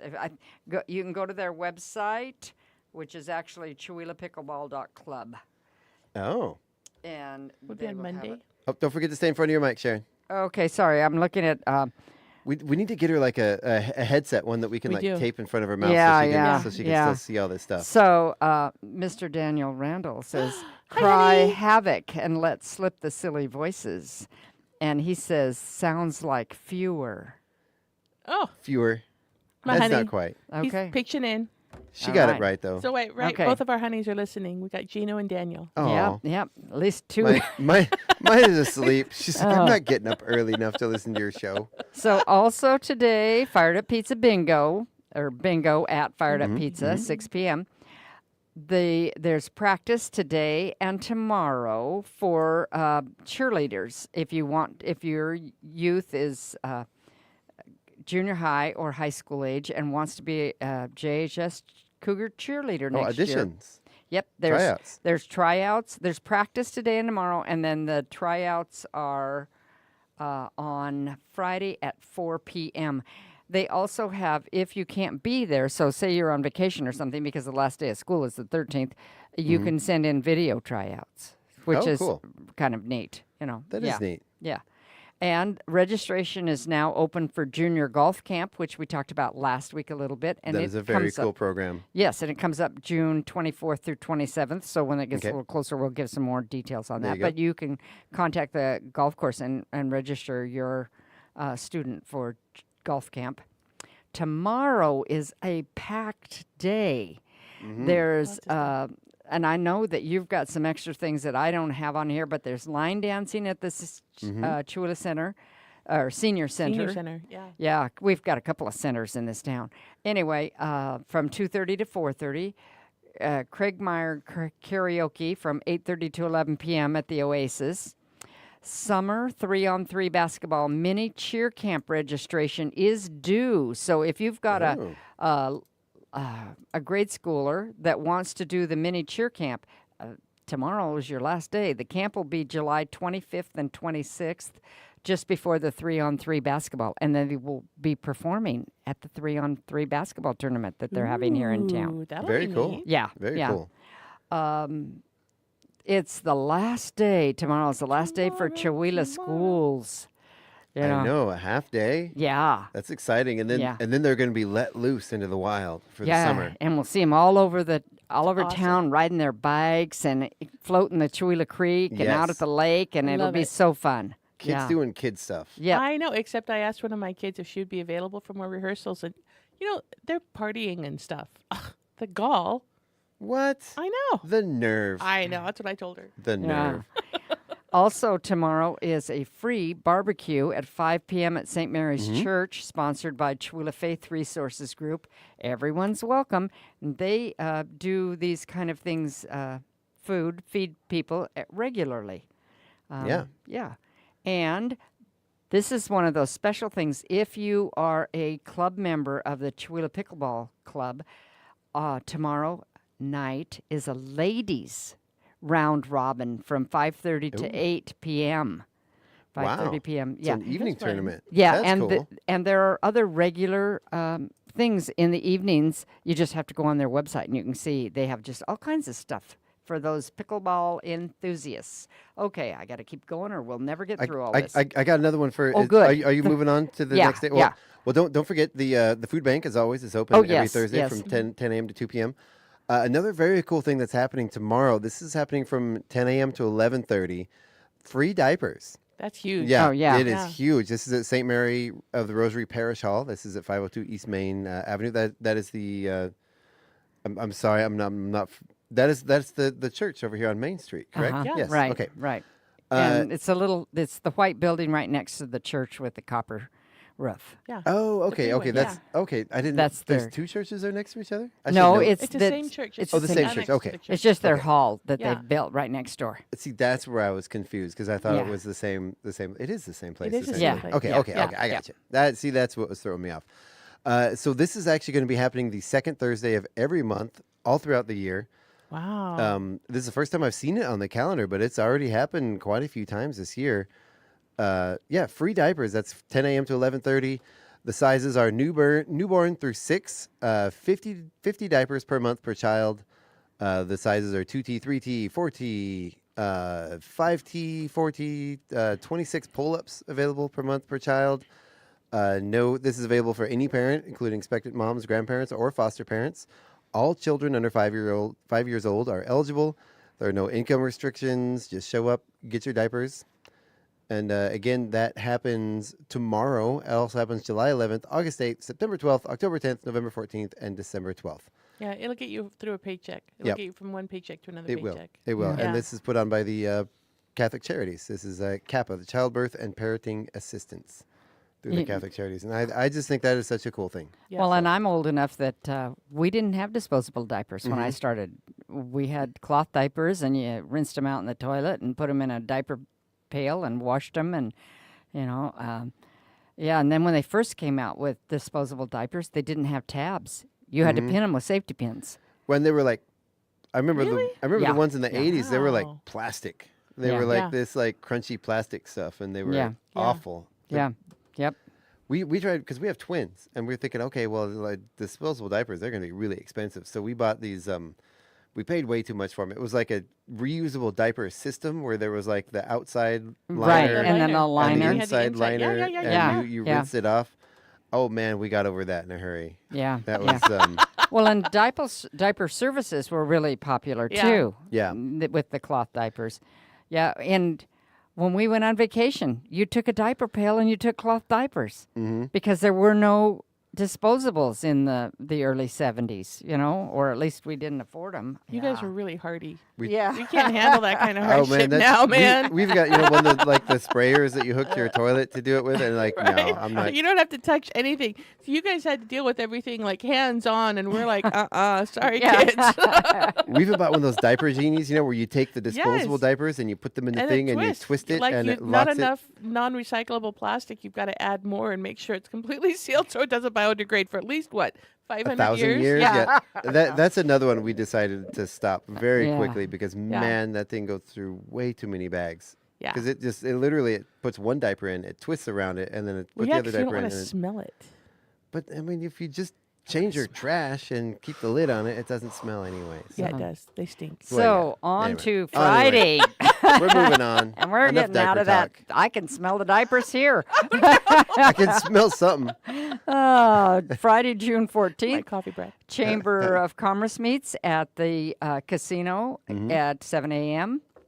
And anybody's welcome. We have people who are business owners. We have people who come who are nonprofit representatives. And we have just individuals who just want to know what's going on in Chewelah and want to be part. Yep. And so if you want to, you're sure welcome to come. Adult pickleball, 9 to 11:30 on Friday. Farmers market, the third or fourth week? Third week? Third Yeah. week. Yeah. And I just need to make sure the sheriffs with the hamburgers, my husband did stop by and pay for my burger. I did not walk away without paying. I'm just saying. That curly-haired man, that was my husband who paid for my cheeseburger. You came up to me with a cheeseburger in your hand. Oh my God. Do you have any cash? Yes, because I thought I saw the square sign, so I went to go get a burger, and they said, no, it's cash. And I said, stop the burger. And he already had it on the grill with the cheese. Oh, And they're wow. like, just take it. And I'm like, well, but you're sheriffs. I don't want to take the burger. And so they're like, well, we're just, we have to throw it away or take it. So just take it. But I did not take the chips, and I didn't take the soda. And then I had to get back because it was during the convening, right? Yeah, Because we had yeah. everybody here.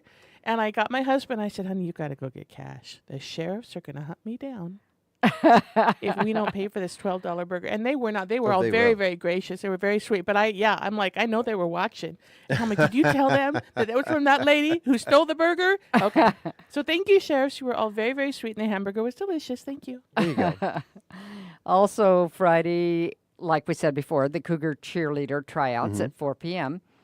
The American Legion AAA baseball has a tournament at Sandpoint. And one of the reasons I have a newer motorhome is so I could go to my grandkids' tournaments. My motorhome is going with my son-in-law and my grandkids, but I'm not going. Oh. But the motorhome is going. Good. It was a good investment. Yes. Also, Colville Valley Animal Sanctuary is having a fundraiser event at Quartzside Brewing Company from 5 to 8. And you could go there, and then you could go over to KCHW. That's right. For a concert. And Chuck is going to tell us all about that concert. That's right. 7 p.m. We have Kevin Doran live in the KCHW Theater. Oh, it's going to be so cool. It will be cool. We're very, very excited to have him back. So Kevin, he's been compared to like a modern day. Oh my goodness! Spit it out, Chuck. Come on, modern day what? I'm excited. What does it get compared to? I have it right. I had it right in my head before I started saying it, and now I just sound stupid. But that's okay. You do that well. I do. It's what I get paid for.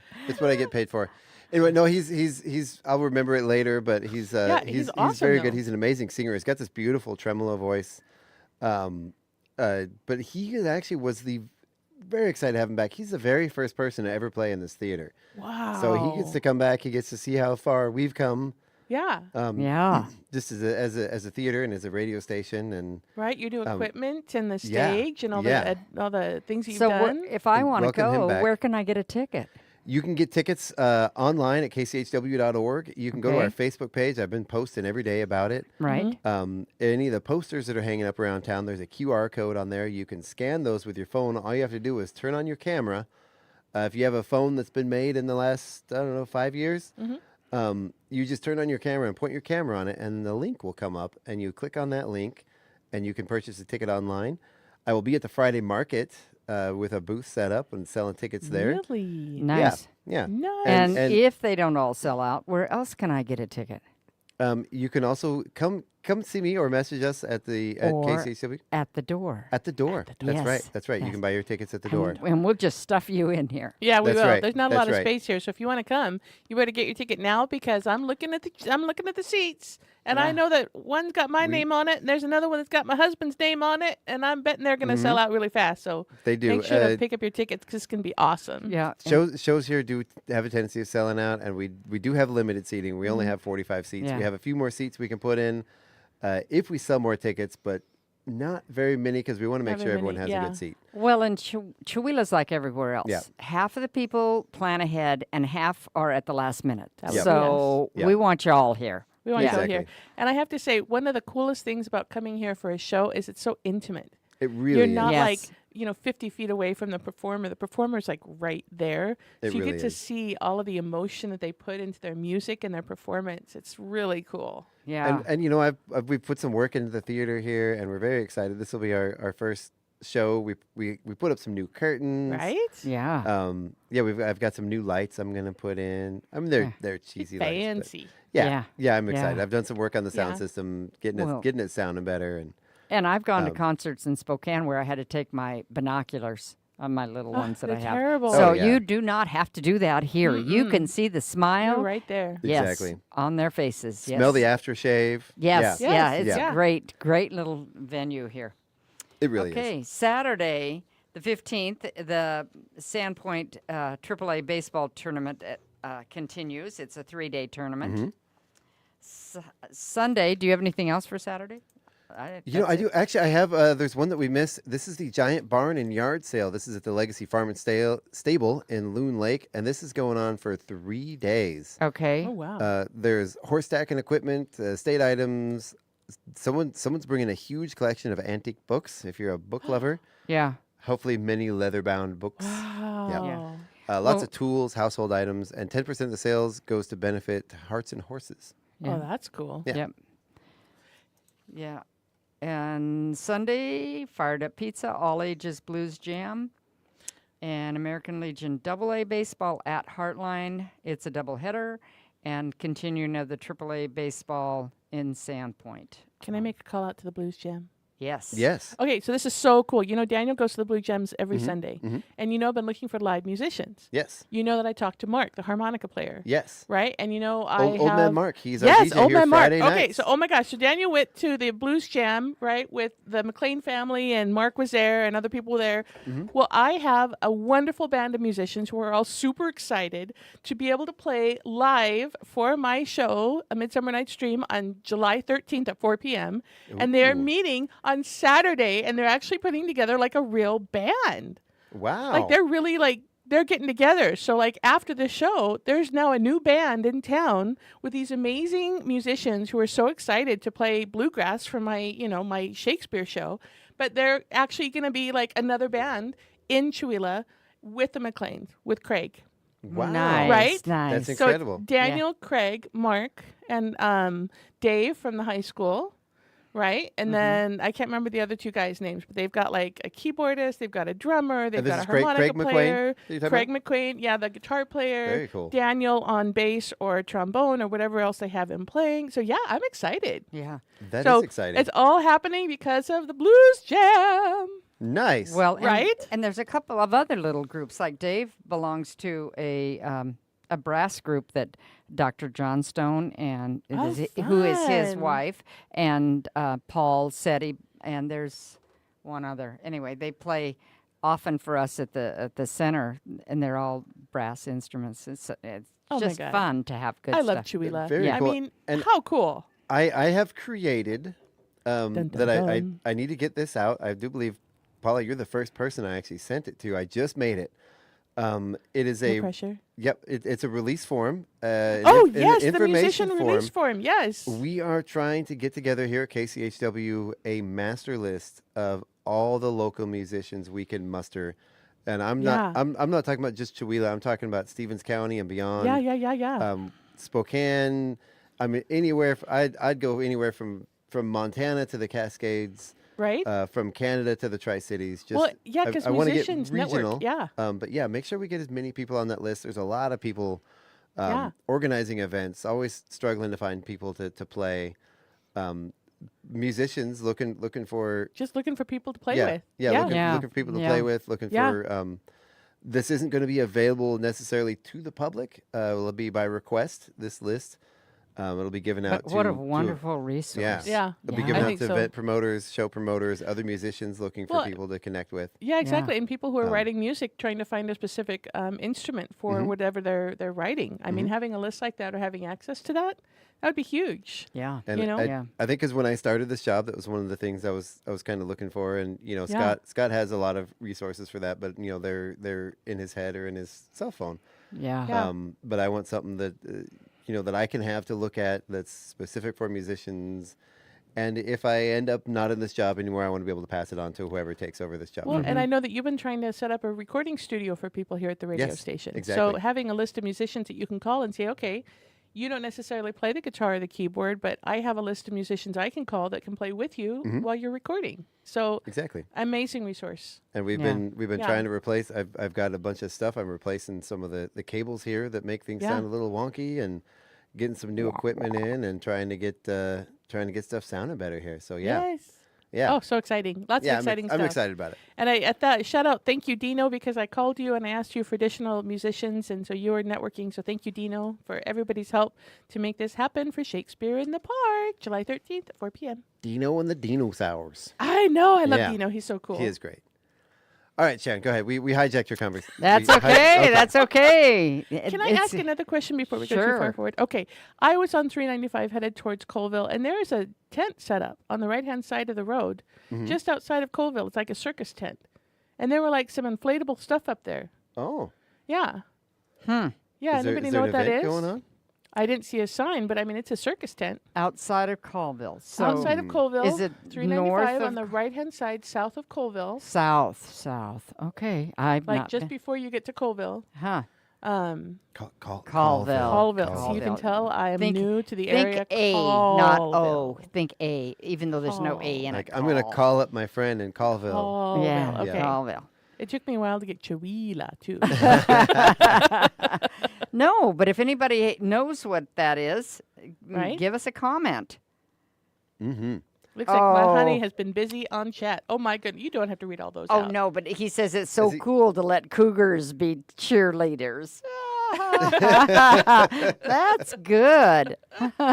Wow. You're so So funny, honey. Monday is adult pickleball, Mm-hmm. and Tuesday is the Chihuahua Arts Guild has a meeting at 5:30 at the Center for the Arts. This is their regular monthly meeting, and they invite anybody who is interested in being part of the Chihuahua Arts Guild or finding out what's happening with them. And they have lots of things that they do. Lots of stuff. They do. Yeah, and They do. so Really neat group. yeah, it is.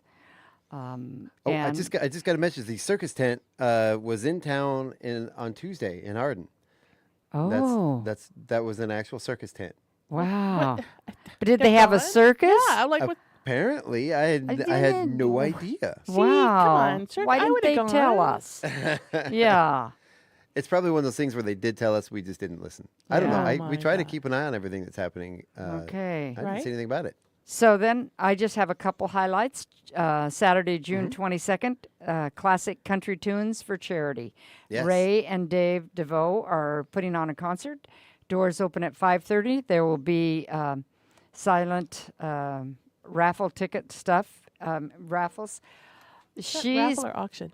No, it's a raffle, I think. Okay. She has put together some baskets that are amazing. They include bed and breakfast stays. They include different things around the community, and she's been out selling them. She was out at the first Thursday out on the sidewalk peddling, and I don't know if she's been to farmers market or is going, but I've heard that she might be.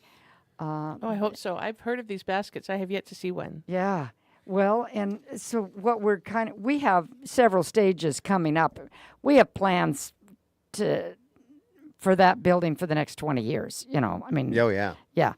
But right now, what we're really working on is we'd like to build the parking lot. Yes. We bought that property in mind next to us that the pool used to be on.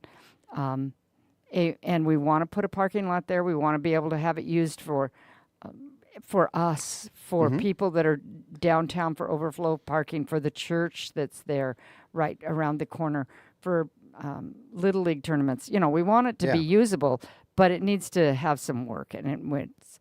Are you guys going to try to pave it or just do gravel? Well, if we want to pave it, it's a lot more expensive. We're going to do that kind of gravel that kind of fits together, and you can paint lines on and stuff. I don't know what it's. Caliche, I believe is whatever. Yeah. Yeah, it's usually white, and you can pack it down, and it gets as hard as cement. Yeah. Yeah. You can also do Dirtcrete. Have you ever heard of Dirtcrete? No. I've heard of Dirtcrete, Dirtcrete is basically you take your gravel, you take your rock, you mix it with some sand, and you just kind of shovel some. Stabilizer. You got to put a stabilizer in there. Yeah. You just clay or lime or and you just kind of mix it with some Portland cement and stir it up a little bit. Yeah. Usually they'll use like a rototiller or something, and then you pack it all down, and it.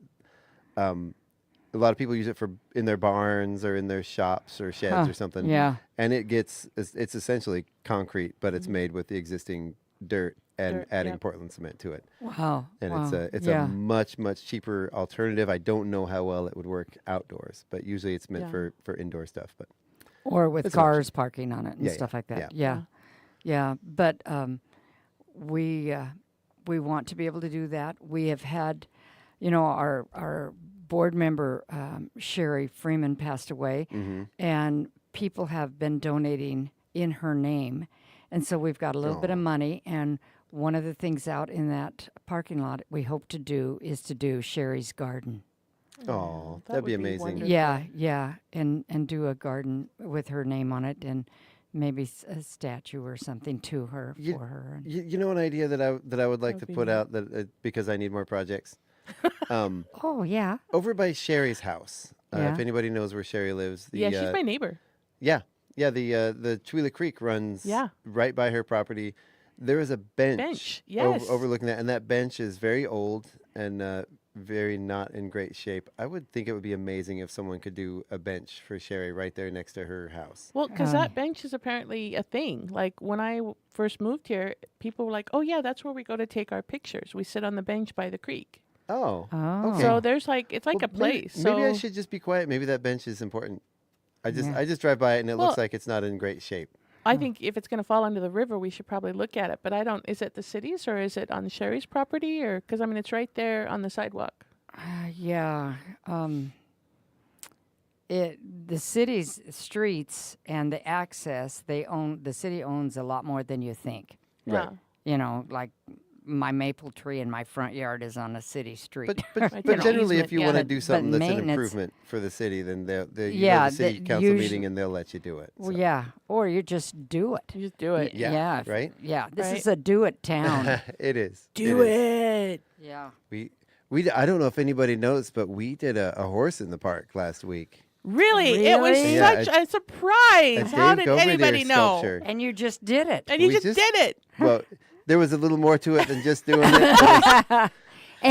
But you coordinated a lot of people to make it happen. Yeah. And that's what's happening in Chihuahua right now. And just everything. Yes. Yeah. I'm still amazed by that. It looks so beautiful. If you haven't gone by the park yet, go check out the David Go Overdeer check out the horse. Stallion in the park. Now, is it going to have a poster's not the right word. A plaque? A plaque that tells you the history of about it and why it's there and who built it? We would like to. The Goverdale Estate would not like it at the horse, maybe at the entrance to the park. The plan is if we can keep the horse there long enough till the park does their renovations, there's going to be an archway to the park, and it would be a beautiful place to have it right there by the archway as you walk in. You look at the horse going through the arch. There's the stage in the background, the creek, the trees, and you look down, you read a little bit about the Goverdale Stallion. We would also like to petition WashDOT to have another plaque installed in Vantage saying, if you want to get up close without having to hike up the hill, come to Chihuahua, because there's one right here in our park. With the story of the horses. Yeah. Oh, that would be cool. Come eat in our restaurants, come ski, come golf. It's a prototype. It's not as big. Yeah. Yeah. But which is good because it's relatable. Yeah. I mean, it's really relatable.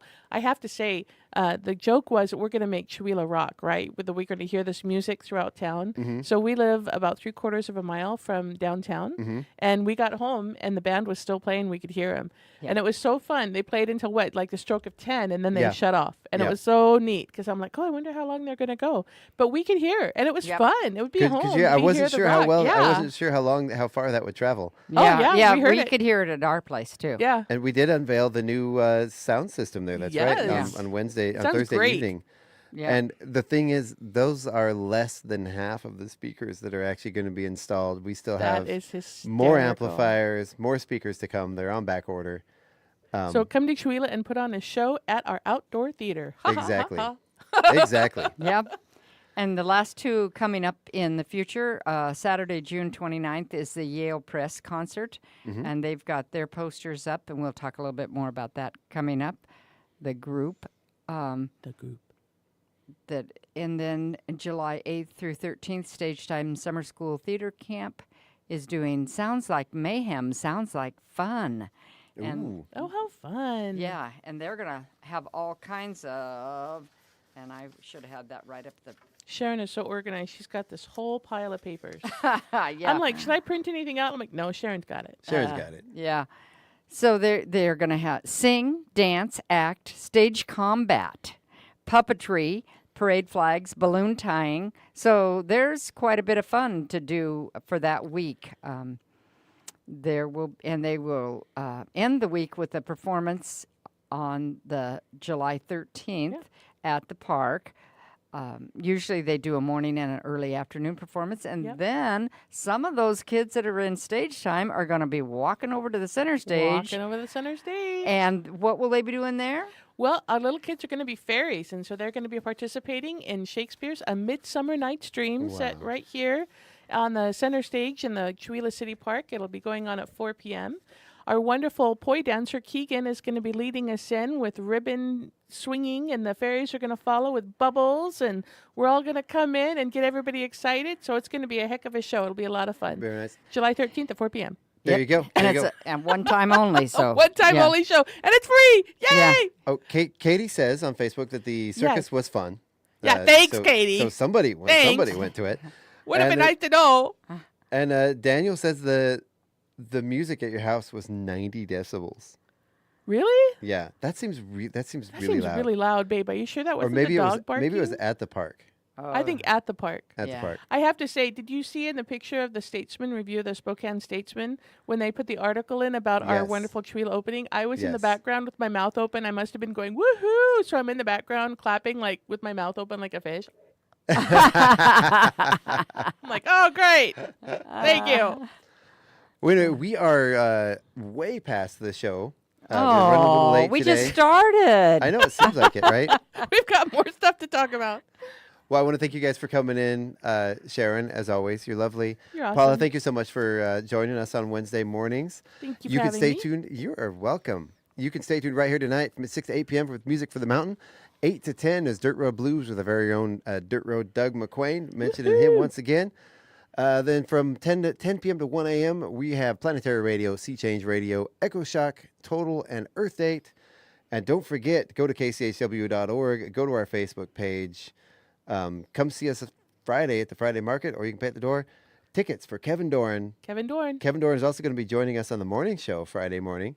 Not sure if he's going to play or just join us for some conversation in the morning. Yeah, that but would be he's neat if gonna, he played. He's going to be here and hanging out throughout the day. Maybe I can get him to come to the Friday Market with me, help sell some tickets.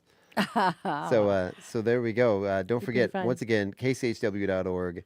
You can visit our Facebook page. There is a direct link. There is a poster you can actually scan. If you have it on your computer, you can actually scan that QR code right from your computer screen.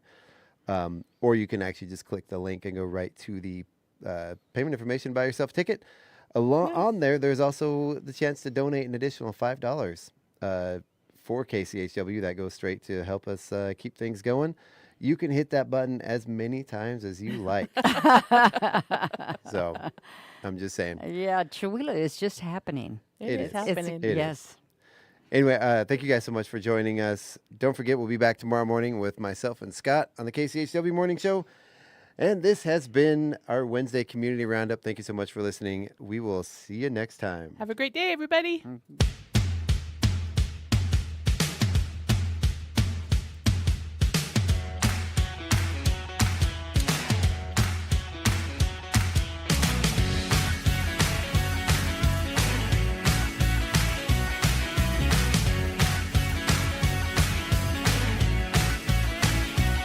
Kevin Doran, Friday at 7 p.m. Get your tickets now.